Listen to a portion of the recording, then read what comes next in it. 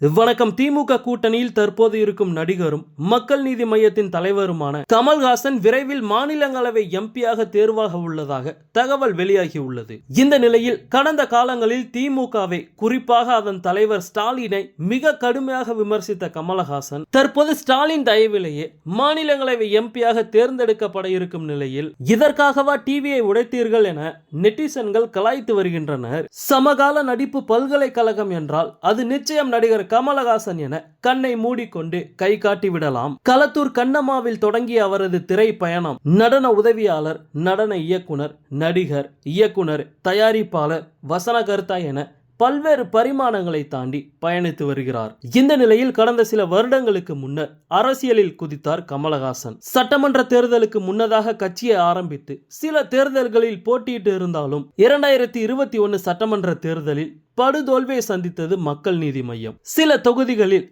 கௌரவமான ஓட்டுகளை பெற்றாலும் கட்சியின் தலைவரான கமலஹாசன் கோவையில் பாஜகவிடம் வீழ்ந்தார். இதையடுத்து ஊரக உள்ளாட்சி தேர்தல், நகர்ப்புற உள்ளாட்சி தேர்தல்களிலும் பாஜக சார்பில் போட்டியிட்ட வேட்பாளர்கள் கூட வெற்றி பெற்ற நிலையில் மக்கள் நீதி மய்ய வேட்பாளர்கள் எதிர்பார்த்த அளவு வெற்றியை பெறவில்லை. இந்த தோல்விக்கு பிறகும் தீவிர அரசியலில் ஈடுபடாத கமல் விக்ரம் திரைப்படம், பிக்பாஸ் என தான் சார்ந்த நிகழ்வுகளில் மட்டும் கவனம் செலுத்தி வந்தார். தொண்டர்களை சந்திப்பது, பொதுக்கூட்டம், ஆர்ப்பாட்டம் என அரசியல் களத்திற்கு தேவையான எதையும் கமலஹாசன் மேற்கொள்ளாததால் கட்சி மாவட்ட செயலாளர்கள் சோர்வடைந்துள்ளனர். கீழ்மட்ட நிர்வாகிகள் கட்சியில் இருக்கிறோமா இல்லையா என்பது கூட தெரியாமல் இருக்கும் நிலையில் வரும் 2026 சட்டமன்ற தேர்தலை எப்படி எதிர்கொள்வது என குழம்பி போயிருக்கின்றனர். இது ஒரு புறம் இருக்க, காங்கிரசுடன் நெருக்கம் காட்டிய கமலஹாசன் கடந்த மக்களவை தேர்தலில் திமுக உடன் கூட்டணி அமைத்த நிலையில் அந்த தேர்தலில் அவர் போட்டியிடுவார் என எதிர்பார்க்கப்பட்ட நிலையில் 10 தொகுதிகளில் பிரச்சாரம் மட்டுமே மேற்கொண்டார்.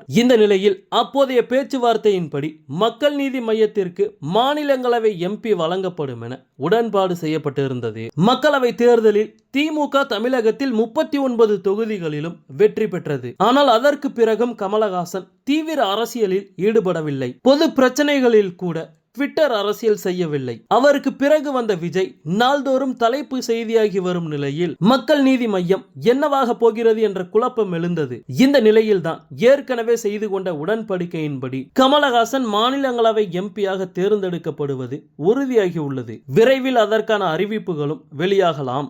இந்த நிலையில் கமலஹாசனை தற்போது மிக கடுமையாக விமர்சித்து வருகின்றனர் நெட்டிசன்கள். கட்சி ஆரம்பித்த போது பாஜக, திமுக, அதிமுக என கலந்து கட்டி விமர்சனங்களை கொடுத்த அவர் திமுக என்றால் ஒருபடி மேலே போய்தான் விமர்சித்தார். உதாரணத்திற்கு தொலைக்காட்சியை பார்க்கும்போது இடையில் அப்போதைய எதிர்க்கட்சி தலைவரான ஸ்டாலின் பேசும்போது கோபம் அடைவது, ராஜா பேசியவுடன் ரிமோட்டை விட்டு டிவியை உடைத்தது என மாஸ் காட்டினார். இப்படியாக தொடர்ந்து திமுக எதிர்ப்பு பாதையில் பயணித்து வந்த கமலஹாசன் தற்போது ஒரேடியாக திமுகவில் சரணடைந்து விட்டார். இத்தனை நாள் அரசியல் என்ற பெயரில் ஆளும் கட்சி, எதிர்கட்சி என அனைத்து கட்சிகளையும் விமர்சித்து வந்த கமலஹாசன் மாற்று அரசியல், மையம் அரசியல் என பேசி தற்போது மற்ற கட்சிகளைப் போலவே அவரும் ஆளும் கட்சியுடன் ஐக்கியமாகிவிட்டார் எனவும், சந்துரு என ஒரு மானஸ்தன் இருந்தான் என அவரது இந்தியன் பட டைலாக்கை வைத்து அவரையே விமர்சித்து வருகின்றனர்.